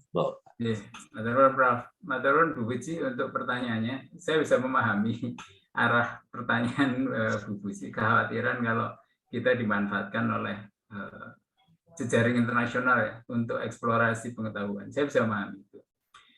Soal formatnya buku atau sebenarnya dalam disertasi saya yang 3 paper tadi keluarannya juga buku. Jadi saya punya buku 8 chapter. 3 chapter itu yang dipublikasi melalui scientific journal publication. Artinya bentuknya juga sama, juga buku, dan itu juga saya bagi-bagi ke teman-teman, saya kasih, kemudian bisa di-download di internet, bisa dimanfaatkan oleh orang lain. Mungkin memang perspektifnya bisa berbeda-beda, cuma yang salah satu niatan kita waktu kita melakukan riset adalah memang publikasi agar bisa dimanfaatkan oleh orang lain. Karena memang ya moga-moga ini jadi amal jariah ya. Kalau ilmu kita memang bagus, kemudian dikutip dan dipakai, itu mestinya kita berharap itu jadi amal jariah. Nah, kita tidak tahu sebagus mana sebenar apa hasil kita, tapi ketika itu mulai dimanfaatkan, orang percaya dan komunitas akademik percaya, kemudian digunakan untuk pengambilan kebijakan, tentunya kita senang dan semoga itu jadi amal jariah. Dan mungkin pengalaman pribadi saya, pernah juga ada seorang klien ya yang sebelumnya belum pernah kenal dengan saya, itu mencari-cari karena membaca bukunya. Jadi di dalam buku itu kan ada banyak chapter ya, dia baca bukunya kemudian mencari dan meminta tolong mengerjakan itu di Kementerian Keuangan. Artinya ini pemanfaatan langsung yang kemudian mereka mendatangi saya untuk saya sudah baca bukunya, minta tolong pekerjaan ini dikerjakan. Dan itu manfaat langsung di dunia ya. Moga-moga di akhirat juga insya Allah kita juga dapat pahala atau dapat amal jariah ketika makin banyak orang yang mensitasi. Kita berharap sitasi akan semakin banyak. Memang mungkin sebagian yang memanfaatkan barangkali juga mungkin bukan rekan-rekan kita satu keyakinan, tapi saya rasa kalau itu bisa untuk memperbaiki kondisi umat, insya Allah juga masih bisa mendapatkan poin juga untuk kita. Jadi mungkin itu pertama adalah soal buku, tetap hasilnya buku, tapi dalam buku ada chapter yang dipublish. Sekali lagi disampaikan juga oleh Pak Imam, jadi ini adalah sebagai bagian dari proses pengujian. Kalau disampaikan Prof. Nyoto tadi kan memang tidak semua ilmu yang kita dapat di dalam lingkungan internal kita itu baru. Sementara PhD student kita itu ilmunya baru sekali, dan kalau menguji kita sebenarnya sudah agak kelewatan, sudah terlewat zamannya.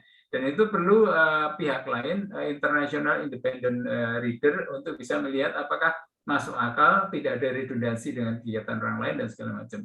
Jadi fungsinya itu dan harapannya juga seperti itu. Tapi juga saya memahami apa yang dikhawatirkan oleh Bu Puji. Makasih Prof. Imam. Ya, makasih Pak Dr. Arief ya, atas tanggapannya. Silakan Bapak Ibu yang lain, mungkin ada yang mau menyampaikan opini, pertanyaan atau tambahan, monggo.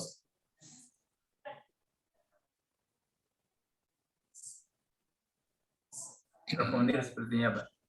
Oh, Prof. Mundir, monggo, Prof. Mundir.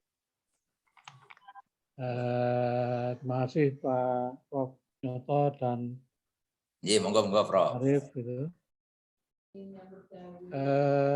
Ini anu saja, menurut saya ini diskusi menarik dan futuris ya. Saya kebetulan walaupun lulusan UGM, tapi lingkungan saya kemudian bekerja di perguruan tinggi Islam negeri. Mungkin pengalaman cerita Dr. Arief dan juga Prof. Nyoto itu saya kira asing itu masih teman-teman. Barangkali saya usul diskusi semacam ini mungkin perlu diperluas nih, undang semua pihak gitu untuk ya supaya disertasi itu lebih bermutu lah, menyumbangkan ilmu lebih update lagi gitu loh. Ya, oleh karena itu Pak Arief mungkin saya tolong nanti lewat Pak Nyoto PPT-nya itu untuk pengalaman teman-teman di UIN. Siap. Karena ini sebagai orang Islam gitu, kalau melihat disertasi di perguruan tinggi Islam, terutama yang tempat saya bekerja selama ini ya, saya sudah pensiun sekarang, itu jauh dari jauh. Nah, kalau Pak Nyoto dan Pak Ari tadi cerita, wah itu sudah sundul langit itu.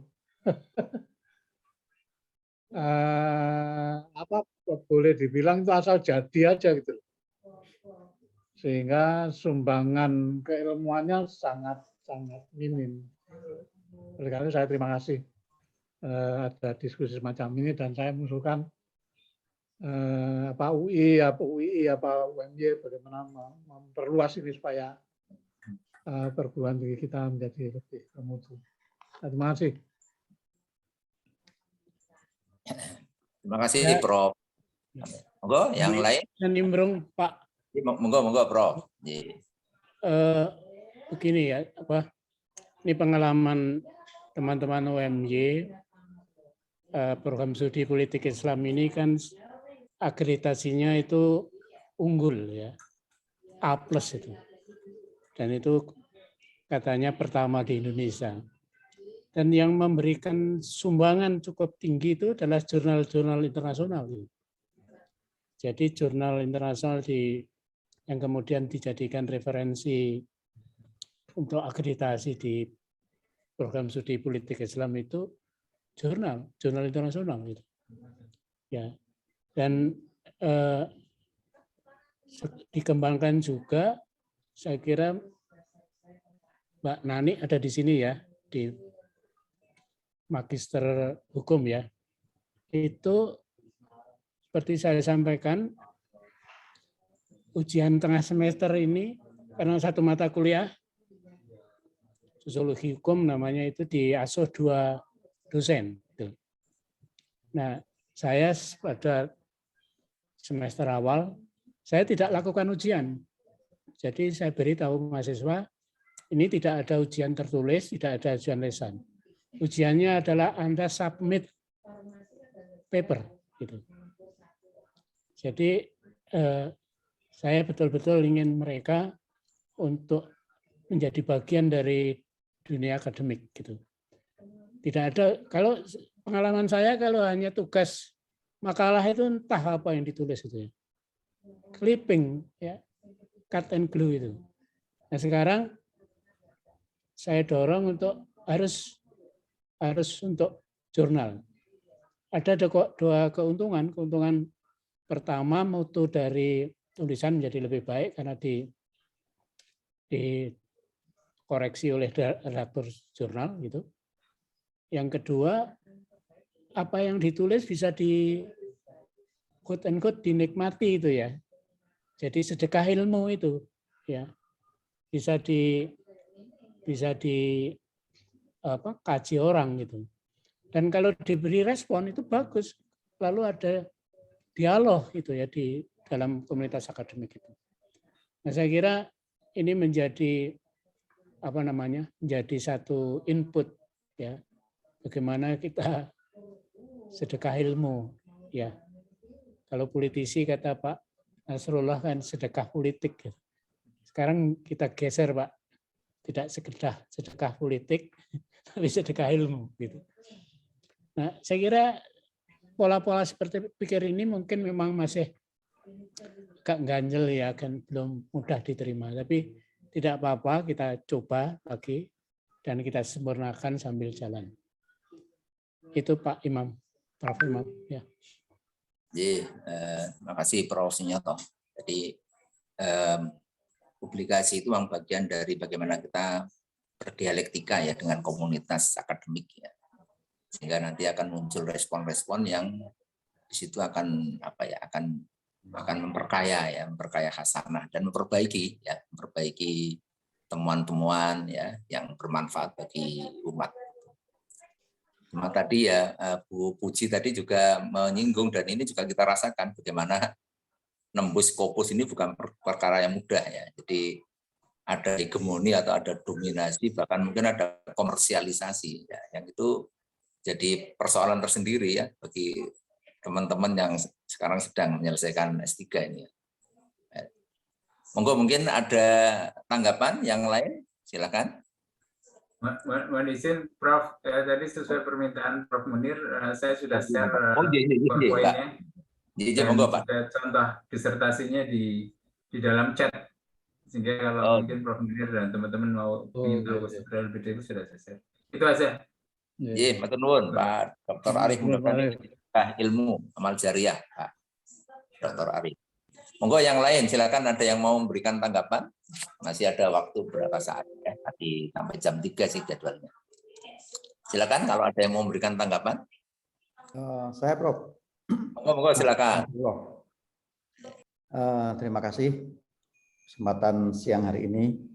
Ada semuanya hadir. Jadi cukup menarik, ini ada Prof. Sunyoto, kemudian juga Prof. Dr. Arif, kemudian Prof. Imamuddin, dan sebagainya, ada Prof. Munir Mulhan dan sebagainya. Cukup menarik.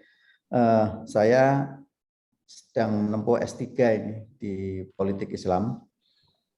Sebelumnya saya juga sempat terdaftar di ilmu politik Universitas Padjadjaran, kemudian saya mundur, saya pindah ke politik Islam. Karena memang awalnya tertarik, tiba-tiba muncul politik Islam, kemudian akreditasinya unggul. Apa di dalamnya itu kan? Nah, setelah saya masuk situ, saya sempat kaget. Jadi yang pertama jurnal, ya, artikel yang muncul di jurnal dan Scopus, bahkan Q1, Q2 itu menjadi prioritas. Disertasi itu masih sunnah, wajib sunnah, tapi yang wajib adalah jurnal. Saat itu begitu. Nah, ini yang menjadi semangat. Karena apa? Karena saya seorang politisi, saya bukan akademisi. Tiba-tiba dihadapkan pada persoalan yang baru, yang harus harus paham bagaimana kita menulis di jurnal, apalagi Scopus dan Q1 dan Q2. Nah, saya sangat sepakat bahwa apa yang ada dalam tulisan kita itu memberi manfaat bagi masyarakat. Kemudian apa yang ada pada tulisan kita, disertasi, kemudian jurnal itu memberi manfaat bagi semua orang. Nah, ada satu poin bahwa buku maupun jurnal dua-duanya akan memberikan manfaat. Hanya satu poinnya bahwa kalau kemudian kita di jurnal itu berarti tulisan kita mendapat pengakuan secara umum, baik itu level nasional, yang nasional, kemudian juga internasional bagi yang levelnya internasional. Artinya tulisan kita diuji dan diakui secara umum. Nah, itu yang menjadi poin pentingnya sebenarnya, pentingnya ada jurnal itu. Meskipun ya tadi saya juga Mbak Puji juga sepakat juga, misalnya kita harus membukukan itu. Memang buku itu juga bermanfaat, tapi hanya untuk kita saja, tidak dilakukan ujian secara secara umum, publikasi secara umum. Nah, karena ketika kita melakukan penulisan di jurnal, maka kita memberanikan diri untuk tulisan kita itu untuk diuji, dibaca, kemudian sekaligus diuji. Oh, ternyata tulisan si X punya manfaat dan punya teori sendiri, punya teori baru. Nah, oleh karena itu saya bukan akademisi, tapi saya seorang politisi yang coba masuk S3 dan serius, bukan hanya sekedar nulis asal-asal, bukan hanya sekedar nulis. Saya juga berupaya agar tulisan saya, baik nanti bentuknya disertasi atau jurnal, punya manfaat juga untuk kepentingan politik ke depan. Jadi misalnya saya mengambil contoh tentang politik uang, kemudian broker dan sebagainya, yang sekarang sedang muncul, meskipun indikasinya sudah menurun, tapi ternyata perlu juga ada poin-poin tertentu yang menjadikan kita, yang menjadikan para politisi untuk tidak selalu berpikir pragmatis, karena memang cara berpikir pragmatis itu bukan hanya politisi saja, tapi juga masyarakat. Masyarakat kita kan ketika ada menjelang pileg itu selalu muncul empat kata NPW, empat huruf NPWP, nomor piro, wajib piro. Ini kan pernyataan yang dimunculkan oleh masyarakat kepada politisi, sehingga politisi juga mengharuskan menyiapkan itu. Nah, ini yang tadi kata Prof. Nyoto tadi yang kita anggap sebagai sedekah politik. Nah, oleh karena itu memang saya sepakat kedua hal itu, baik buku meskipun itu cukup lama dan susah, kemudian jurnal itu juga keduanya memberi manfaat. Tapi ini kajian siang hari ini bagi saya sangat bermanfaat sekali. Mungkin terima kasih.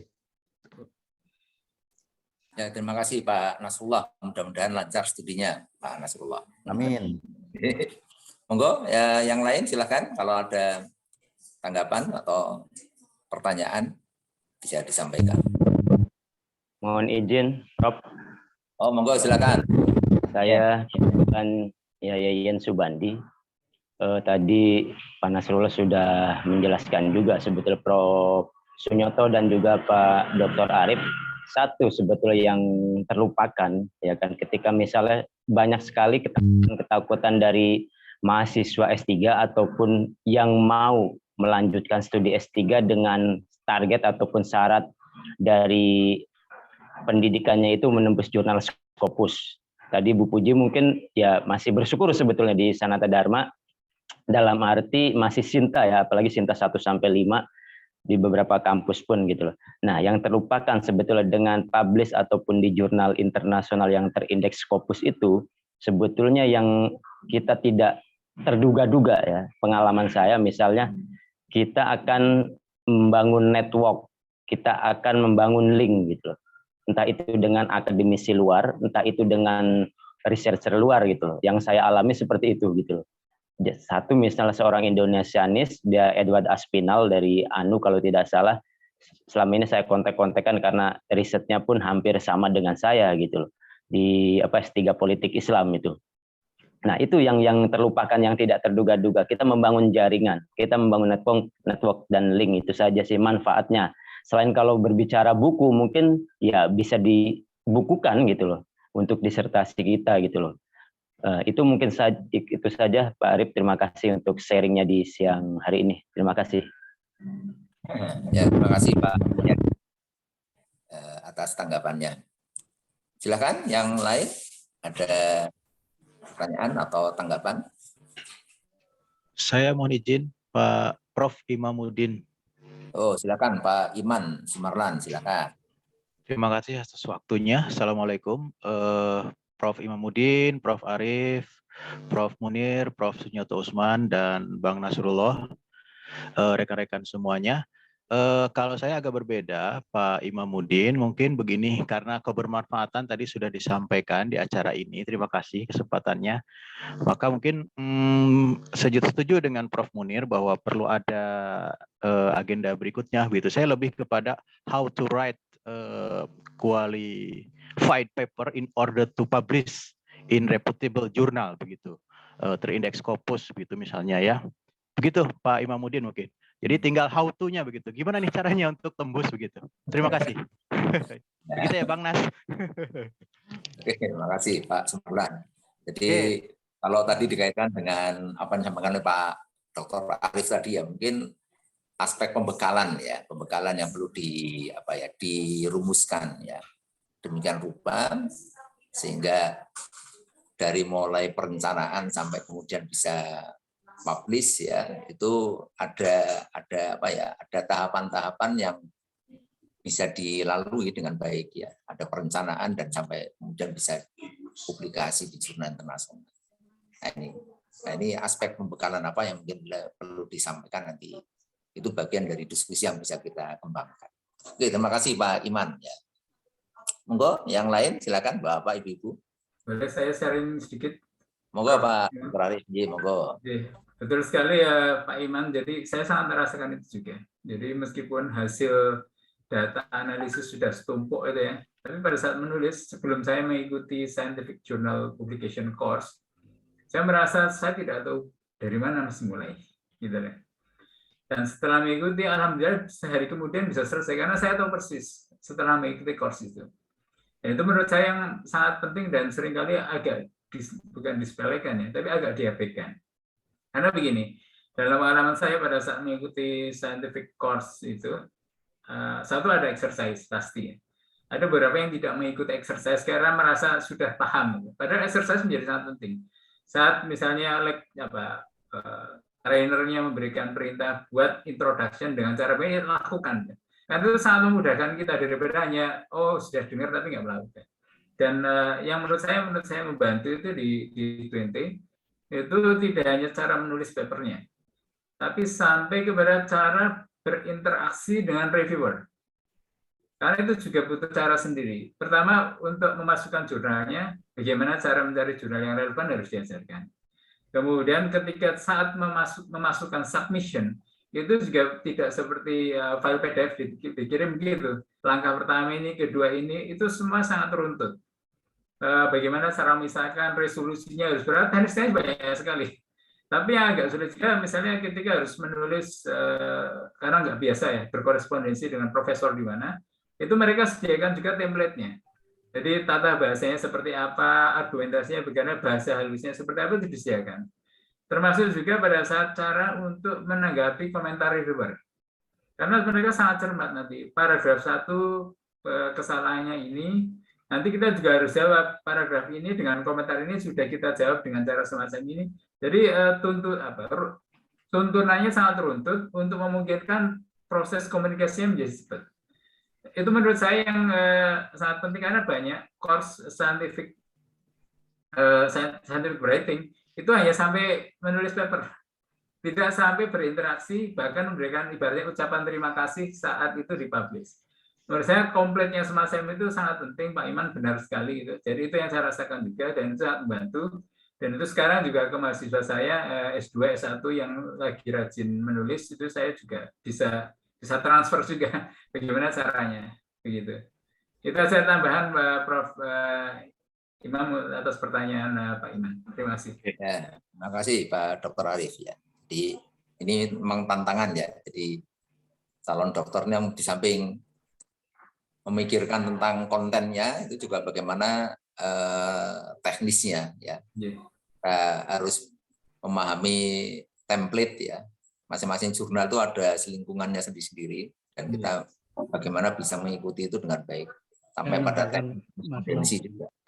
Monggo Prof Abdul Munir, monggo Prof Abdul. Saya ingin menambahkan yang disampaikan Prof Nyoto di awal dan yang disampaikan oleh Pak Arif di belakangan ya.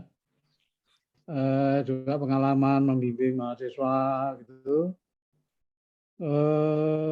Selain teknis tadi, saya pikir ini seringkali mahasiswa itu memahami teori tapi tidak bisa mengaplikasikannya itu loh.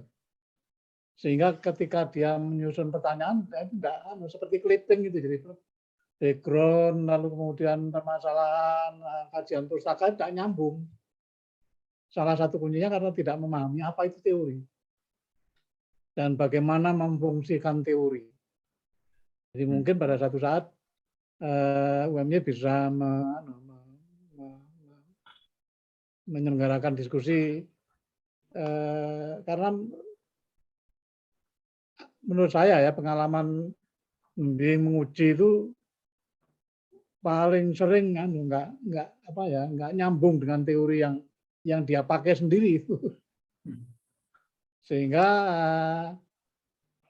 fungsinya pun tidak jelas. Jadi seperti clipping, saya sering mengilustrasikan ini clipping aja, jadi teorinya seperti ini, kajian pustaka yang tidak nyambung, background-nya tidak nyambung. Nah itu karena kesulitan memahami teori. Apa itu teori? Jadi bagaimana memfungsikan teori. Yang kedua, karena ini kaitan dengan metodologi. Jadi menceritakan metodologi teori-teori itu tidak dipraktekkan di dalam disertasi itu.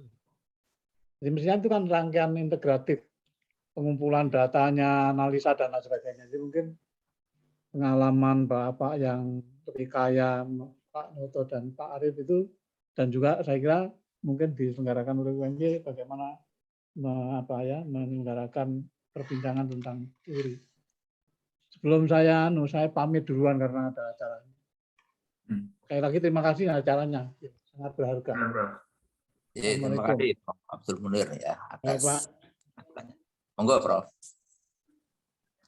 Ya, nun saya pamit dulu ya. Monggo Prof Abdul Munir. Matur nuwun. Ya rawuh. Jadi memang bagian yang cukup krusial dalam penyusunan disertasi itu di critical review ya. Tadi Prof. Sunyoto sudah menyampaikan bagaimana kita merangkai gagasan dari sekian teori yang ada menjadi sebuah ide yang cukup kuat ya, cukup kompatibel di dalam membingkai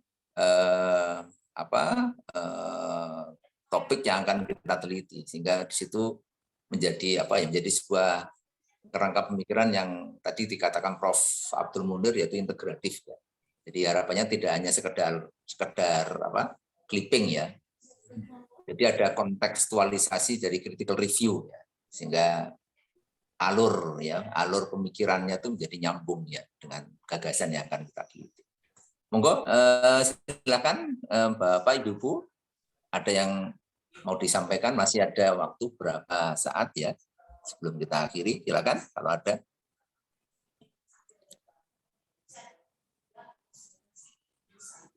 Atau Ya, sudah Prof. cukup? Prof. Imamuddin, mungkin ini saja konkret dan teknis. Mohon informasinya apabila ada kegiatan agenda berikutnya perihal yang direkomendasikan oleh Prof. Arif Wismadi, academic writing course begitu ya. Itu sangat berharga kan tadi rekan-rekan peserta mengharapkan sekali begitu ya, biar tidak mengulang pengalaman yang dialami oleh Prof. Arif setelah paham literatur review, so what next gitu ya Pak Arif. Begitu, Prof. Imam. Terima kasih. Matur nuwun, Pak Iman. Ya, jadi kita tampung dulu ya, Pak Iman ya. Baik, silakan. Masih ada? Kalau tidak ada, saya kira cukup. Mungkin untuk penutup, mungkin Prof. Sunyoto bisa menyampaikan kira-kira kata kunci dari topik kita hari ini. Monggo, Prof. Sunyoto. Ya, sebelum kata kunci ya, memang pekerjaan menulis itu tidak sederhana, tidak gampang. Jadi kalau mahasiswa dituntut terlalu tinggi, yang kadang-kadang agak nggak adil ya. Dosennya saya belum tentu bisa menulis. Ya. Jadi saya kira ini pekerjaan kita bersama. Tapi satu hal memang begini. Kalau pengalaman saya dan mungkin juga pengalaman Pak Arif ini, menulis disertasi itu memang harus konsentrasi penuh. Ya. Maaf, saya cerita pribadi saja. Ketika saya menulis disertasi itu, jam 9 pagi sudah masuk perpustakaan, istirahat, sholat, makan, nanti bisa sampai jam 9, Pak. Itu. Dan itu berat, Pak, ya. Belum lagi kedinginan, jauh dengan keluarga gitu ya. Jadi tantangannya berat. Saya kira untuk teman-teman yang sekarang sedang nulis disertasi, lepaskan semuanya dulu, ya, fokus betul gitu, fokus betul karena Anda sudah bayar mahal, harus mengalokasikan waktu, itu harus ada greget betul gitu. Buat kalau disambi, sampingan saja, nggak akan dapat hasil yang baik. Nah, kemudian tentang tadi betul menulis tadi ya. Cuma begini persoalannya itu. Teknik menulis itu bukunya banyak, bisa dibaca. Ya. Bisa dibaca. Bagus kalau Pak Arif juga bisa menyelenggarakan teknik menulis. Tapi harus lebih diawali dari apa yang mau ditulis sebetulnya. Tahu enggak apa yang ditulis? Pak Arif dengan sangat cepat bisa nangkap kuliah teknik menulis karena Pak Arif tahu apa yang akan ditulis. Apa yang akan ditulis. Apa yang dulu, maaf pribadi, apa yang saya tulis untuk disertasi itu sudah saya lakukan penelitian jauh hari sebelumnya. Gitu. Ya mungkin 5-7 tahun saya pernah meneliti. Jadi bukan baru jadi topik gitu. Bukan pada saat saya ketemu promotor ini topik saya, tidak. Jadi sudah didahului dengan studi lain. Nah karena itu kalau saran dulu, kalau ingin belajar dengan PhD by research, itu seperti di Australia itu, Anda diminta untuk penelitian aja dulu gitu. Jangan mencari topik setelah sampai di Australia, enggak jadi itu pasti disertasinya. Tapi di Indonesia atau di apa itu matangkan topiknya dulu, sudah dapat kira-kira seperti ini. Nah, di sana bisa diskusi dan cari literatur yang relevan. Itu teknik. Yang kedua, yang berikutnya itu literatur yang kita itu kan dalam bahasa Inggris ya. Nah, seharusnya Pak Imam itu dibarengi dengan itu, yang teknik membaca, menulis dalam bahasa Inggris gitu. Ya, tidak hanya tekniknya menulis, tapi kemampuan bahasanya itu. Nah, kalau di UMY itu kan ada yang bantu kalau untuk jurnal internasional. Tapi toh mahasiswa harus bisa mencerna literatur itu. Kalau tidak berat sekali, Pak. Berat sekali. Nah, saya kira itu Bapak bisa mengawali dari tulis-tulisan yang ringan, untuk nulis di koran, untuk di jurnal yang ya kira-kira tidak terlalu ketat, itu lalu masuk pada disertasi. Jadi apa yang Anda akan tulis itu, ini saya ingat Pak Arief waktu di tweet 20 dulu ya. Apa Pak Arief dulu ketika ditanya apa yang Anda mau tulis itu naik lift di lantai 1 ya Pak ya. Sampai lantai berapa sudah harus jelas. Harus bisa jelas. 4 lantai harus bisa jelaskan. Begitu sebelum turun dari lift di lantai 5 itu sudah jelas gitu. Nah kita sampai lift 23 itu belum jelas. Jadi ya berat gitu kalau apa yang mau ditulis tidak tahu gitu.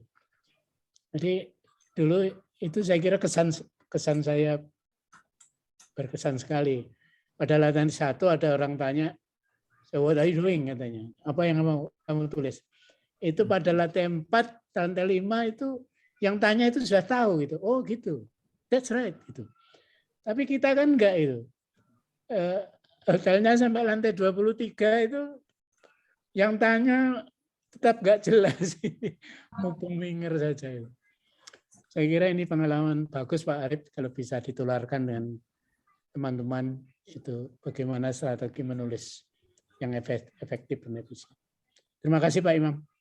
Terima kasih Prof. Sunyoto ya. Jadi untuk memompa semangat menulis saya kira kita jadikan menulis itu sebagai sarana untuk meninggalkan amal jariah. Ya, ini tadi Dr. Arief itu juga satu hal yang sangat positif menurut saya. Kita nggak punya apa-apa ya, kaya juga enggak kalau saya nih ya. Yang bisa paling ya cuma ide, bagaimana ide ini tertuang dalam bentuk tulisan sehingga terabadikan. Kalau nanti kita mati ya insya Allah tulisan itu masih bisa mengalirkan lah pahala jariah. Ini saya kira ini satu motivasi yang luar biasa ya untuk mendobrak kebeguan ya dan juga ketakutan menulis. Monggo Pak Dr. Arief mungkin ada yang bisa disampaikan. Monggo Pak Dr. Arief. Saya juga ingin menegaskan jika yang disampaikan Prof. Sunyoto kemampuan membaca. Karena memang tapi saya juga merasa juga setelah mengikuti scientific writing course itu saya jadi tahu bagaimana cara membaca. Karena saya tahu di paragraf mana saya harus mencari sesuatu. Itu yang menurut saya menarik. Kenapa tadi Prof. Sunyoto menyampaikan pentingnya untuk bisa membaca dengan cepat. Dan salah satu cara masuknya juga menulis, cara tahu menulis. Karena begitu tahu menulis, karena struktur scientific journal itu sama semua. Terutama jurnal reputasi, itu sama semua. Struktur dasar besarnya pasti IMRAD, Introduction, Method, Result, Discussion. Introduction pun itu move-nya sama semua. Paper yang bagus move-nya sama. Method juga move-nya sama. Langkah-langkahnya sama. Kemudian discussion juga sama. Karena kita sudah tahu, sudah hebatnya strukturnya atau di luar kepala, begitu baca paper, itu dalam beberapa detik tahu oh ini relevan atau enggak dengan saya. Nah itu mungkin yang ditekankan Prof. Sunyoto, pentingnya untuk course untuk bisa membaca dengan cepat, termasuk gabungan dengan bagaimana menulis dengan cepat. dan tepat tentunya. Itu terima kasih. Semoga ini bapak-bapak, ibu-ibu yang sedang menulis semangat ya. Insya Allah nggak terlalu sulit sebenarnya. Tapi terutama kalau udah tahu apa yang akan ditulis, sudah punya materinya. Saya bisa cepat itu karena saya mentok waktu menulis, sudah setumpuk data siap ditulis, hasilnya siap ditulis, tapi saya nggak tahu di mana mulainya. Begitu saya tahu menjadi sangat cepat. Jadi mungkin itu juga yang membantu, bisa membaca, sudah punya materi yang akan ditulis, sehingga pada saat menulis prosesnya menjadi sangat cepat. Dan tentunya semangat dan fokus, kayak Prof. Sunyoto menekankan fokus. Kalau nggak fokus memang ya butuh waktu sambil berdoa tentu saja. Begitu saja, Prof. Imam. Matur nuwun. Iya, matur nuwun Pak Dr. atas dan masukannya.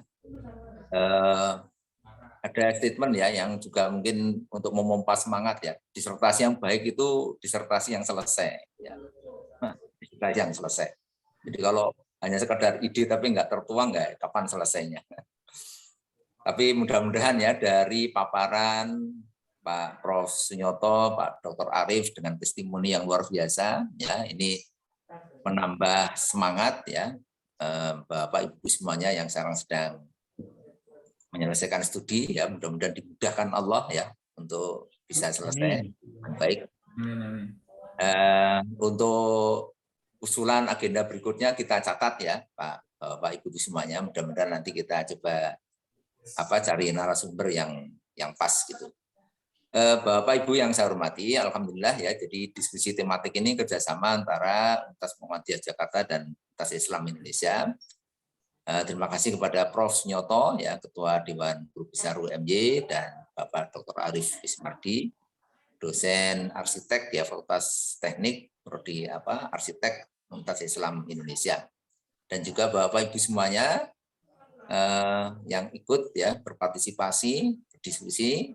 Mudah-mudahan materi kita siang hari ini menambah ya semangat ya, menambah motivasi ya, ilmu bagi kita ya.